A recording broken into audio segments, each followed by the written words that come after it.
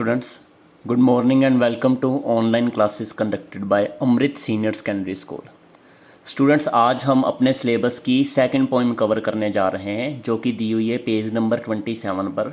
Poem बहुत ही interesting है और इस पोइम का नाम है अबो बिन एधम। अबो बिन एधम एक ऐसे इंसान के ऊपर बनाई गई कविता है जो इंसान अपने फेलो बींग से यानी अपने साथियों से बहुत ज़्यादा प्यार करता था। और अबो बिन एधम ने एक रात को ऐसा क्या सपने में देखा जिसकी वजह से उसका जीवन ही बदल गया। ये पोइम जो है ये लिखी हुई है ले हंट ने। ठीक है स्टूडेंट्स, ले हंट जो कि इस पोइम के राइटर हैं, उन्होंने बड़ी इंटरेस्टिंग चीज़ इस पोइम में बताई गई है जो आज हम पढ़ने जा रहे हैं। तो चलिए स्टार्ट करते हैं। This poem shows how Abou was able to win the love of God through the love of his a fellow man.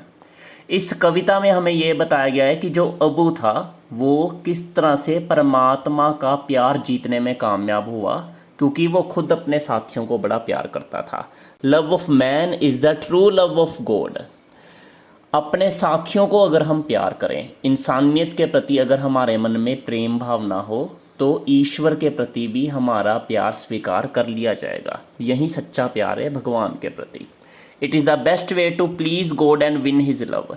यही सबसे अच्छा तरीका है भगवान को खुश करने का और उसका प्रेम हासिल करने का। देखिए यहाँ पर हिज वर्ड का जो एच है वो कैपिटल डाला हुआ है। हालांकि नॉर्मल हम लाइंस में अगर बीच में हिज वर्ड आ जाए तो उसका एच स्मॉल रखते हैं, पर यहाँ एच कैपिटल इसलिए है क्योंकि हिज वर्ड गॉड के लिए यहाँ इंडिकेशन दे रहा है। गॉड के लिए लगाए गए जो भी प्रोनाउंस होते हैं वो हमेशा ही कैपिटल में यूज होंगे। तो आगे, if we love our fellow human beings God will love us. Read this poem and you will know. अगर हम अपने साथियों को प्यार करते हैं तो ईश्वर हमें प्यार करता है। ये सारी बात हमें इस पोइम को पढ़कर पता लगेगी। तो चलिए स्टार्ट करते हैं हम। नीचे से पोइम सेक्शन शुरू हो रहा है। Abou Ben Adhem may his tribe increase awoke one night from a deep dream of peace. तो राइटर कह रहा है अबो बिन एधम, हे भगवान उसका वंश बढ़ाएं। मे हिज ट्राइब का इंक्रीज का मतलब है कि कवि प्रार्थना कर रहे हैं भगवान को कि हे ईश्वर उसका वंश बढ़े। तो अबू बिन एधम एक रात को जागता है। वो बड़ा अच्छा सपना देख रहा था। वो सपने से एक रात को जाग गया। ड्रीम का मतलब है सपना, पीस का मतलब है शांति। वो पहले शांतिपूर्वक सपना देख रहा था। And saw with in the moonlight in his room making it rich and like a lily in the Bloom. जब वो सपने से जागा तो उसने देखा उसके कमरे में चंद्रमा की रोशनी छाई हुई है और ऐसे लग रहा था जैसे प्रकाश में लिली का फूल जो है वो खिला हो। लिली के फूल के बारे में हमने पिछली पोइम में भी पढ़ा था। लिली का फूल यानी कुमोदनी का पुष्प। An angel writing in a book of gold.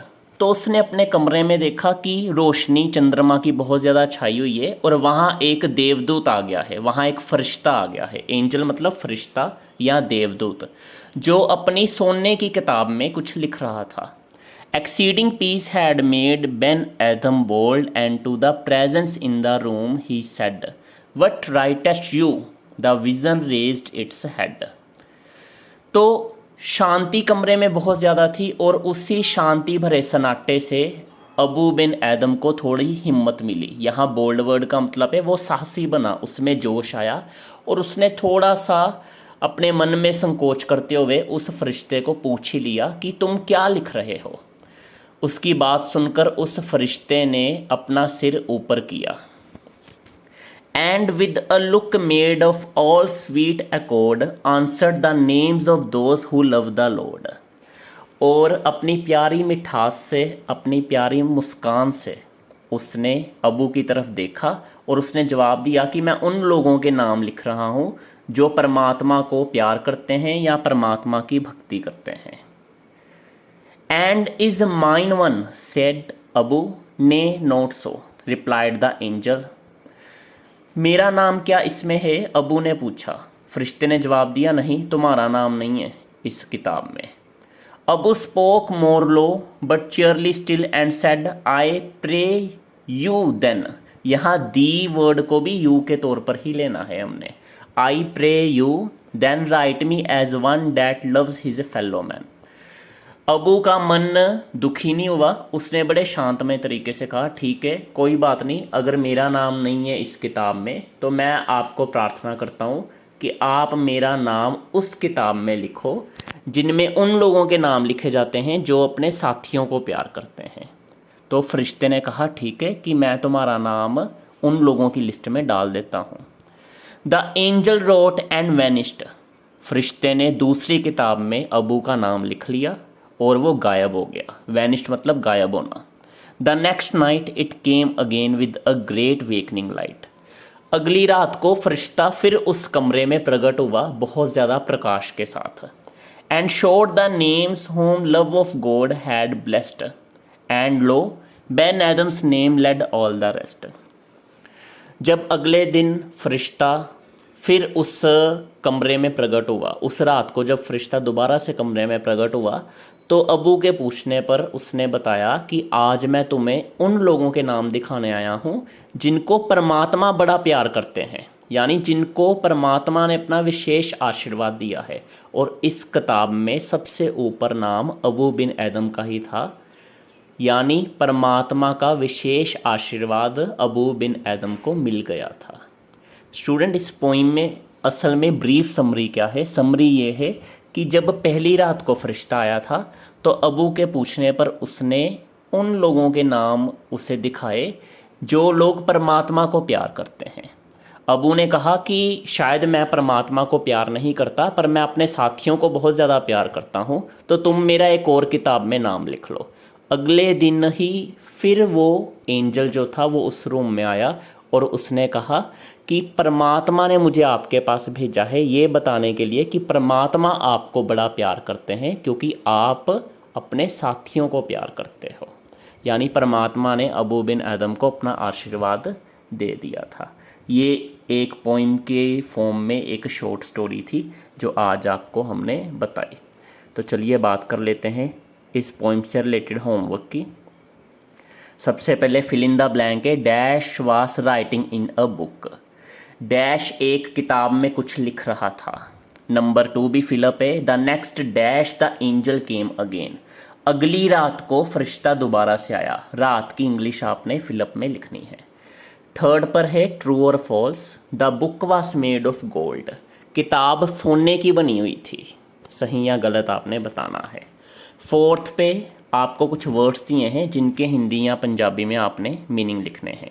Dream, peace, angel, vanished and moonlight.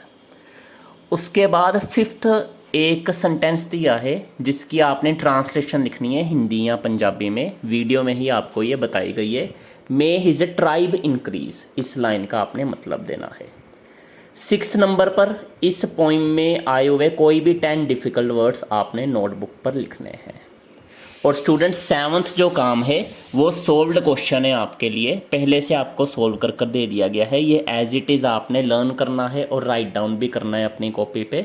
Question है right the central idea of the poem. इस पोइम में से क्या शिक्षा मिली हमें, क्या इसका केंद्रीय भाव है वो हमने बताना है। The central idea of the poem is that the love of mankind is the true love of God. कविता का ये विचार है जो कि इसमें दिया गया है कि इंसानियत के प्रति जो हमारे मन में प्यार है वही प्यार हमें ईश्वर के समीप लेकर जाता है। वही प्यार जो है ईश्वर के प्रति हमारे मन में भावना पैदा कर सकता है। It is the best way to please God. इंसानियत के प्रति प्यार ही परमात्मा को खुश करने का सबसे अच्छा तरीका है। Those who love their fellow human beings are blessed by God. जो लोग अपने साथियों को प्यार करते हैं उन्हें ईश्वर अपना विशेष आशीर्वाद देते हैं। तो उम्मीद है स्टूडेंट्स आपको ये सारा काम समझ आ गया होगा। Thank you.